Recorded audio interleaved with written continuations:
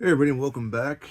It's October 19th. It's time for number 54 and 55. And what a bigger, I couldn't think of two bigger for a tag team. Of course, both guys have gotten figures before, just not in this style. And unfortunately, when they came back in this style of WWE, they didn't last very long. But I'm talking about probably two of the most expensive customs I put together.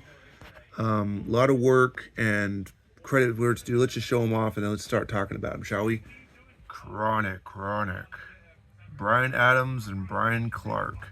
Of course, Bryan Clark is known as Wrath. Bryan Adams, is known as Crush, Kona Crush.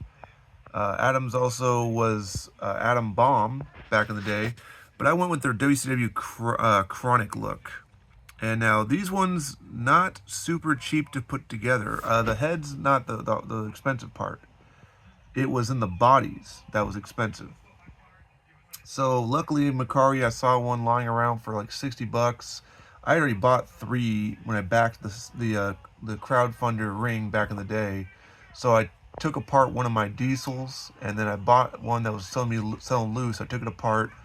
I used a Drew McIntyre lowers for Bryan Clark, and I used a Kane lower for Adams, and worked really well.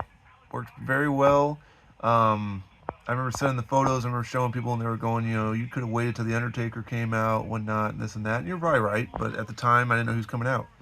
You can see there's a little bit of sticky tack not hidden away properly, so I need to fix that head and get that hidden away better. But kudos to Cujo. Cujo painted the heads.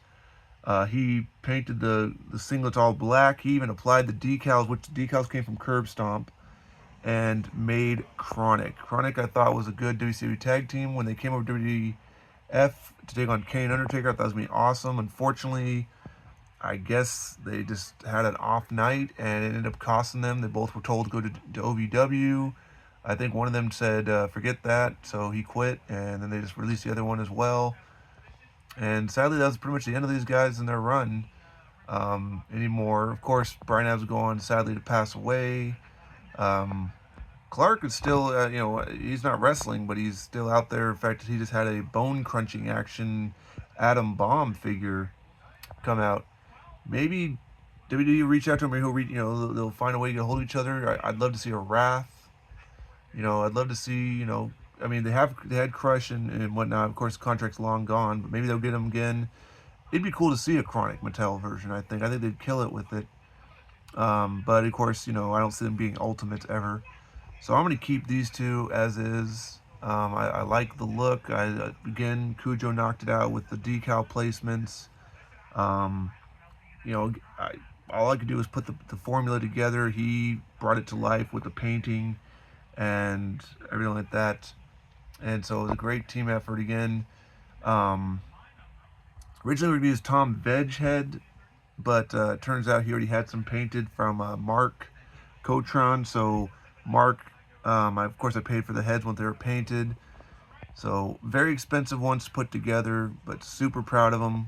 Can't wait to put them in my late WCW basically roster cabinet.